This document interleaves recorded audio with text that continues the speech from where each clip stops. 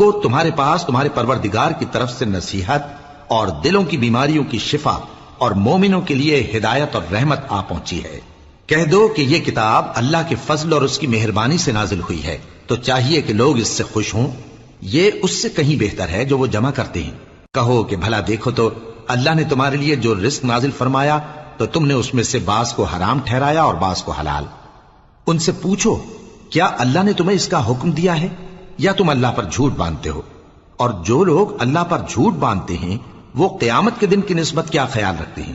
بے شک اللہ لوگوں پر مہربان ہے، لیکن اکثر لوگ شکر نہیں کرتے۔ اور تم جس حال میں ہوتے ہو یا قرآن میں سے کچھ پڑھتے ہو یا تم لوگ کوئی اور کام کرتے ہو، جب اس میں مصروف ہوتے ہو تو ہم تمہارے پاس ہوتے ہیں، اور تمہارے پروردگار سے کوئی ذرہ بھر بھی چیز پوشیدہ نہیں رہتی، نہ زمین میں اور نہ آسمان میں،